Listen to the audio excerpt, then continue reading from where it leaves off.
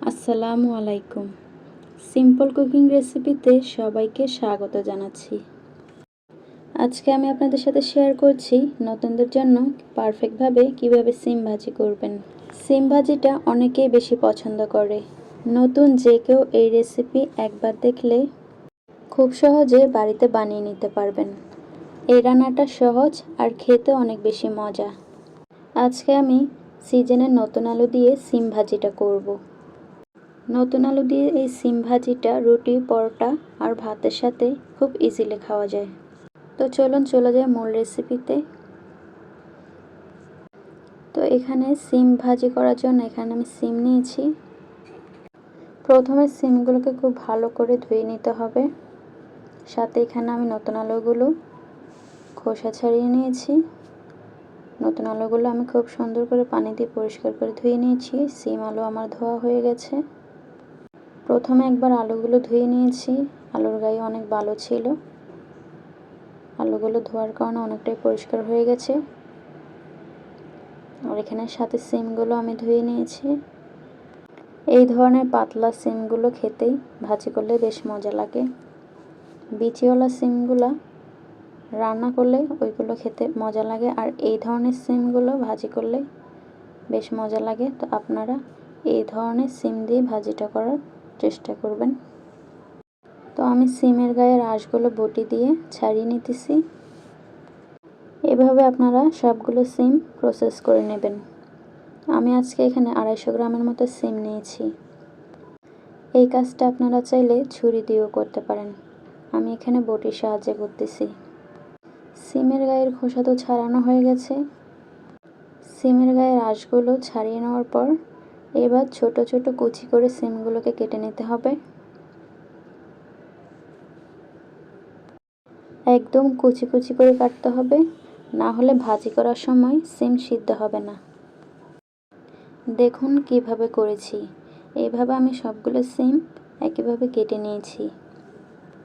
কাটার আগে সিমগুলো ভালোভাবে ধুয়ে নেবেন। কাটার পর না ধুলেও ভালো। সিমগুলো কাটা হয়ে গেলে এ পর্যায়ে আলুগুলো কুচি কুচি করে কেটে নিতেছি। আলুগুলো একদম কুচি কুচি করে কেটে নেবেন। তো সিম আর আলু আমি খুব সুন্দর করে কুচি কুচি করে কেটে নিয়েছি। দেখতেই পাচ্ছেন আমি কিভাবে কেটেছি। আপনারাও ঠিক একইভাবে এই প্রসেসে সিম আলু কেটে নেবেন। সিম আর আলু আমি হালকা করে সিদ্ধ করে পানিটা ফেলে দিয়েছি। এতে করে একটা কাঁচা গন্ধ থাকে, ওই গন্ধটা আর থাকবে না। এখন আমি সিম আলু ভাজি করব। ভাজিটা করার জন্য চুলায় একটি প্যান বসিয়ে দিলাম। চুলায় প্যান বসিয়ে দেওয়ার পর দিয়ে দিলাম পর্যাপ্ত পরিমাণে সয়াবিন তেল। তেলটা আমি মিডিয়াম আঁচে গরম করে নেব। তেল গরম হয়ে গেলে দিয়ে দিলাম স্লাইস করে কেটে রাখা পেঁয়াজ কুচি। এখানে আমি হাফ পেঁয়াজ কুচি দিয়েছি, একটা পেঁয়াজের অর্ধেক পেঁয়াজ। এইবার পেঁয়াজ কুচিগুলো আমি নেড়েচেড়ে দিয়ে বাদামি রং করে ভেজে নেব। এইভাবে নেড়েচেড়ে দিয়ে 1 মিনিটের মতো পেঁয়াজগুলো ভেজে নেব। পেঁয়াজগুলো নেড়েচেড়ে দেওয়ার পর পেঁয়াজের রং যখন বাদামি এসে যাবে, এই পর্যায়ে আমি এখানে কিছু মশলা অ্যাড করব। পেঁয়াজের রং বাদামি কালার এসে গেছে। এই পর্যায়ে আমি দিয়ে দিতেছি 1 চামচ আদা বাটা দিয়ে দিলাম। হাফ চামচ রসুন বাটা দিয়ে দিলাম। 2 চামচ হলুদের গুঁড়ো দিয়ে দিলাম।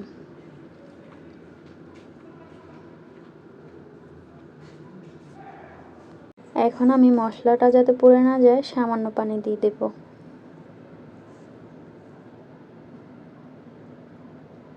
পানি দেওয়ার পর 1 চামচের মতো ধনিয়ার গুঁড়ো দিয়ে দিলাম।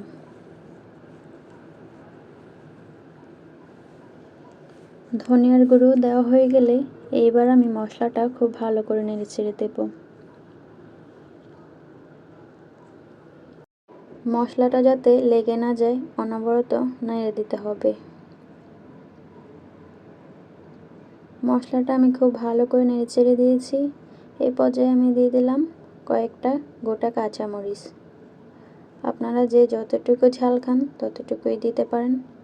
আমি এখানে একটু ঝাল ঝাল হওয়ার জন্য কাঁচামরিচগুলো ফালি করে দিয়েছি, আপনারা চাইলে গোটাও দিতে পারেন। এখন আমি দিয়ে দিলাম স্বাদ অনুযায়ী লবণ। লবণ দিয়ে আবারও সামান্য পানি দিয়ে দিলাম।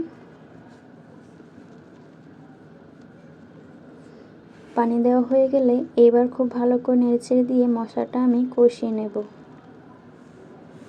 মশলাটা আমি বেশ কিছুক্ষণ কষিয়ে নিয়েছিলাম অফ ক্যামেরায়। মশলাটা আমার খুব ভালো করে কষানো হয়ে গেছে। এই পর্যায়ে আমি সিদ্ধ করে রাখা সিম আলু দিয়ে দিলাম।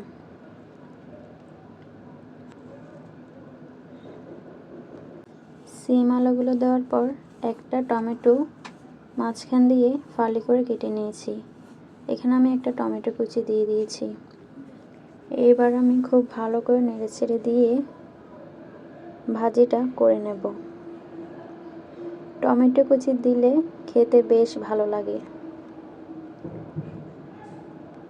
ভাজিটা আমি খুব ভালো করে নেড়েচেড়ে দিয়েছি। এই পর্যায়ে আমি সামান্য একটু পানি দিয়ে দেব।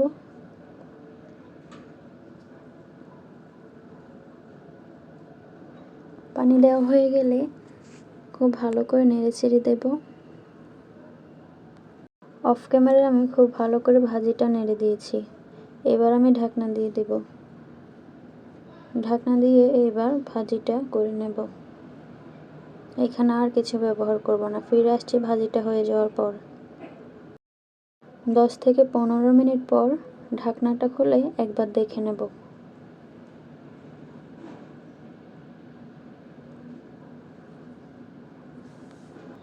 আলুগুলো এখানে সেদ্ধ হয়ে গেছে, টমেটোগুলো খুব ভালো সেদ্ধ হয়ে গেছে, সিমও সেদ্ধ হয়ে গেছে।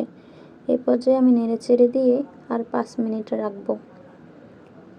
5 মিনিট রেখে নামিয়ে পরিবেশন করে নেব।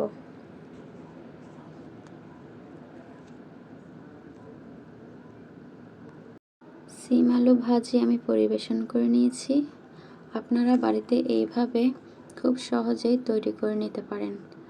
আর তৈরি করে আমাকে কমেন্ট করে জানাতে পারেন কেমন হয়েছে রেসিপিটা। এইভাবে ভাজি তৈরি করে রুটি, পরোটা ও ভাতের সাথে পরিবেশন করতে পারেন। এইরকম আরও নিত্য নতুন সহজ রেসিপি পেতে আমার চ্যানেলের সাথেই থাকুন। তো আজকে এই পর্যন্ত, দেখা হচ্ছে নেক্সট রেসিপিতে। এই পর্যন্ত সবাই ভালো থাকুন, সুস্থ থাকুন। আল্লাহ হাফেজ সবাইকে।